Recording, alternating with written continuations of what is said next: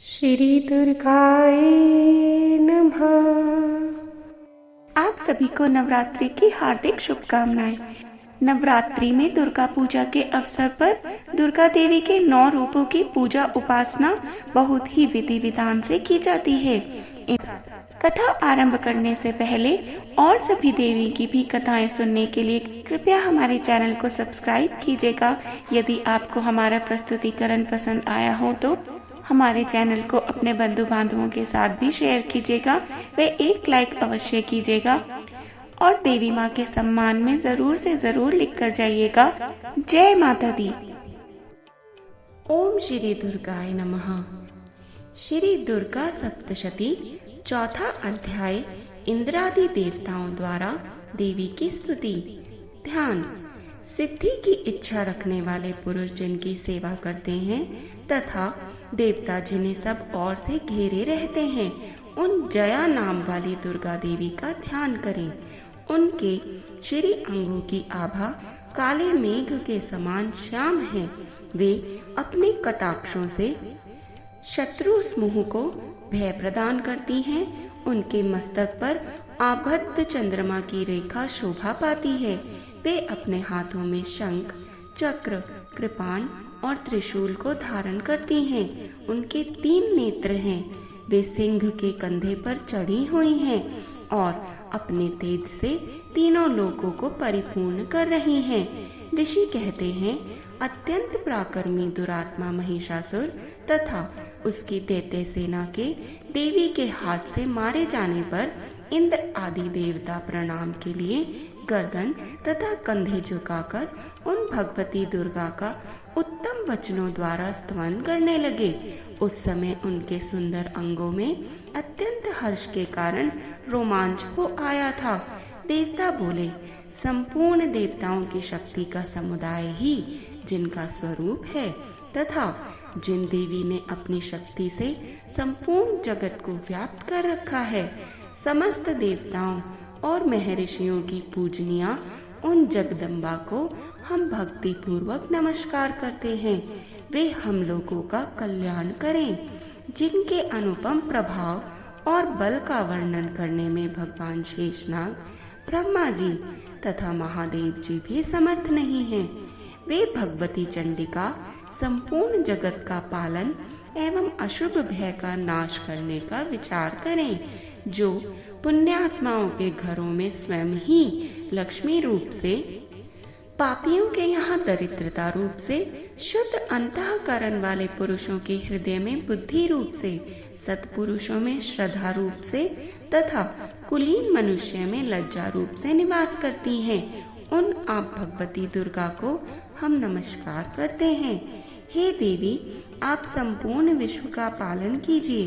देवी, आपके इस अचिंत्य रूप का, असुरों का नाश करने वाली भारी पराक्रम का तथा समस्त देवताओं और दैत्यों के समक्ष युद्ध में प्रकट किए हुए आपके अद्भुत चरित्रों का हम किस प्रकार वर्णन करें। आप संपूर्ण जगत की उत्पत्ति में कारण हैं। आप में सत्वगुण, रजोगुण और तमोगुण, ये तीनों गुण मौजूद हैं, तो भी दोषों के साथ आपका संसर्ग जान नहीं पड़ता। भगवान विष्णु और महादेव आदि देवता भी आपका पार नहीं पाते। आप ही सबका आश्रय हैं। यह समस्त जगत आपका अंशभूत है, क्योंकि आप सबकी आदिभूत अव्यकृता परा प्रकृति हैं। देवी, संपूर्ण यज्ञों में जिसके उच्चारण से सब देवता तृप्ति लाभ करते हैं, वह स्वाहा भी आप ही हैं। इसके अतिरिक्त आप पितरों को भी तृप्ति का कारण हैं। अतएव सब लोग आपको स्वधा भी कहते हैं। हे देवी, जो मोक्ष की प्राप्ति का साधन है, अचिंत्य महाव्रत स्वरूपा है, समस्त दोषों से रहित, जितेंद्रिय, तत्व को ही सार वस्तु मानने वाले तथा मोक्ष की अभिलाषा रखने वाले मुनिजन जिनका अभ्यास करते हैं, वह भगवती पराविद्या आप ही हैं। आप शब्द स्वरूपा हैं। अत्यंत निर्मल ऋग्वेद, यजुर्वेद तथा उद्गीत के मनोहर पदों के पाठ से युक्त सामवेद का भी आधार आप ही हैं। आप देवी त्रयी अर्थात तीनों वेद और भगवती छहों ऐश्वर्य से युक्त इस प्रकार हैं। इस विश्व की उत्पत्ति एवं पालन के लिए आप ही वार्ता अर्थात खेती एवं आजीविका के रूप में प्रकट हुई हैं। आप संपूर्ण जगत की घोर पीड़ा का नाश करने वाली हैं। देवी जिसे समस्त शस्त्रों के सार का ज्ञान होता है, वह मेधा शक्ति आप ही हैं। दुर्गम भवसागर से पार उतारने वाली नौका रूप दुर्गा देवी भी आप ही हैं। आपकी कहीं भी आसक्ति नहीं है। कैटभ के शत्रु भगवान विष्णु के वक्ष स्थल में एकमात्र निवास करने वाली भगवती लक्ष्मी तथा भगवान चंद्रशेखर द्वारा सम्मानित गौरी देवी भी आप ही हैं।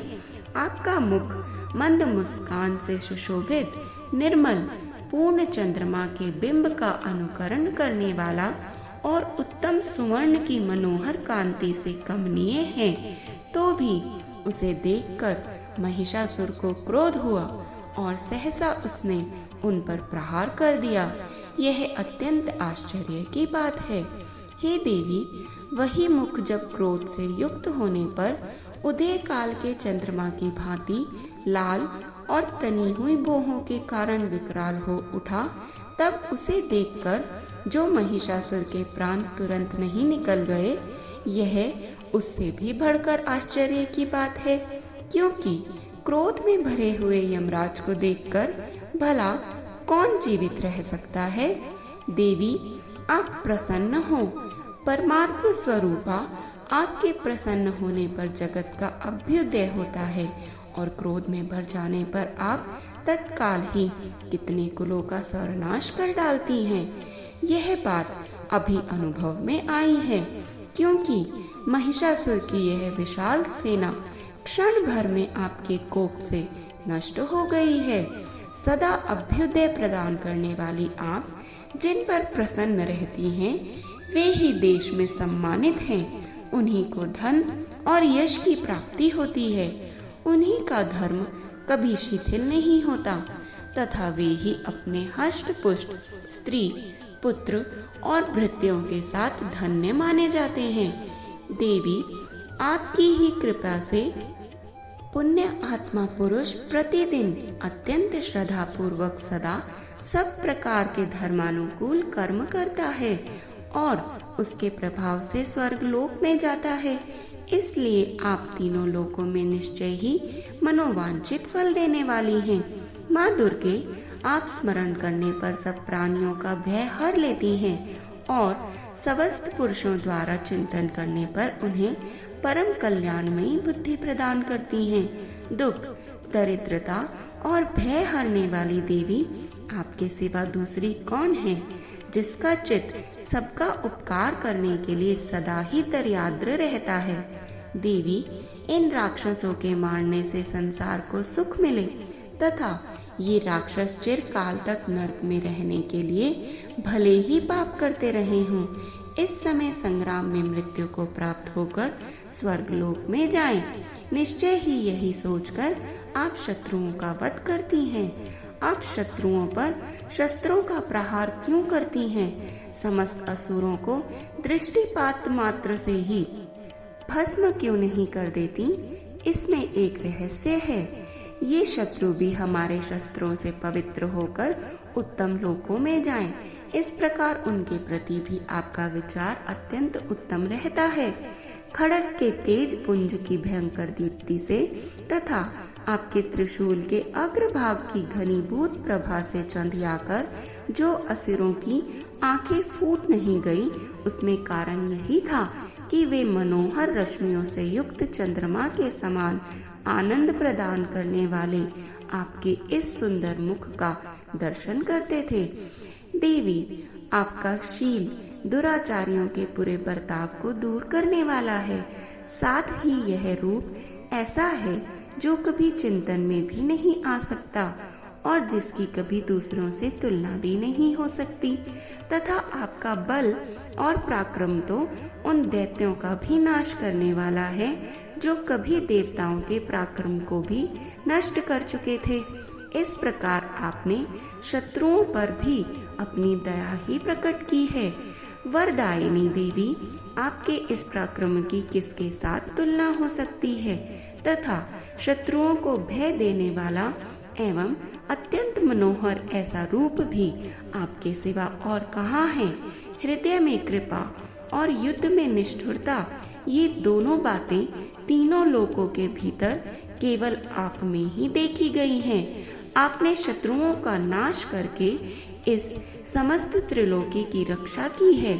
उन शत्रुओं को भी युद्ध भूमि में मारकर स्वर्गलोक में पहुंचाया है तथा उन्मत्त दैत्यों से प्राप्त होने वाले हम लोगों के भय को भी दूर कर दिया है।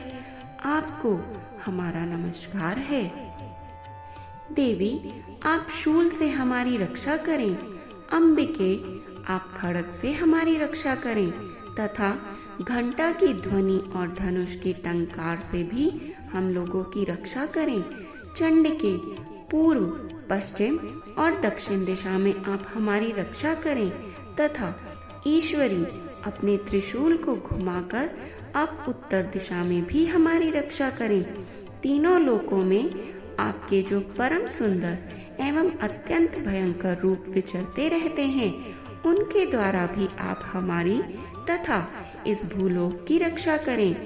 अंबिके, आपके कर पल्लवों में शोभा पाने वाले खड्ग, शूल और गदा आदि जो अस्त्र हों, उन सब के द्वारा आप सब ओर से हम लोगों की रक्षा करें।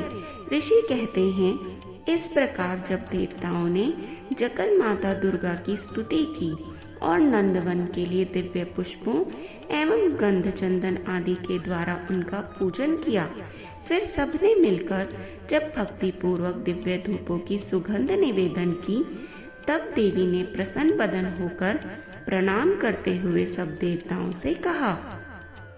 देवी बोली, देवताओं, तुम सब लोग मुझसे जिस वस्तु की अभिलाषा रखते हो उसे मांगो। देवता बोले, भगवती ने हमारी सब इच्छा पूर्ण कर दी, अब कुछ भी बाकी नहीं है, क्योंकि हमारा यह शत्रु महिषासुर मारा गया। हे महेश्वरी, इतने पर भी यदि आप हमें और वर देना चाहती हैं, तो हम जब जब आपका स्मरण करें, तब तब आप दर्शन देकर हम लोगों के महान संकट दूर कर दिया करें तथा प्रसन्न मुखी अंबिके, जो मनुष्य इन स्तोत्रों द्वारा आपकी स्तुति करे, उसे वित्त, समृद्धि और वैभव देने के साथ ही उसकी धन और स्त्री आदि संपत्ति को भी बढ़ाने के लिए आप सदा हम पर प्रसन्न रहें। ऋषि कहते हैं, राजन, देवताओं ने जब अपने तथा जगत के कल्याण के लिए भद्रकाली देवी को इस प्रकार प्रसन्न किया, तब वे तथा अस्तु कहकर वहीं अंतर ध्यान हो गई। भूपाल, इस प्रकार पूर्व काल में तीनों लोकों का हित चाहने वाली देवी जिस प्रकार देवताओं के शरीरों से प्रकट हुई थी, वह सब कथा मैंने कह सुनाई। अब पुनः देवताओं का उपकार करने वाली वे देवी दुष्ट दैत्यों तथा शुभ निशुंभ का वध करने एवं सब लोगों की रक्षा करने के लिए गौरी देवी के शरीर से जिस प्रकार प्रकट हुई थी, वह सब प्रसंग मेरे मुख से सुनो, मैं उसका तुम्हें यथावत वर्णन करता हूँ। इस प्रकार श्री मार्कंडेय पुराण में सावर्णिक मनवंतर की कथा के अंतर्गत देवी महात्म्य में शक्रादि स्तुति नामक चौथा अध्याय संपूर्ण हुआ। जय अम्बे मात की। ओम श्री दुर्गाय नमः।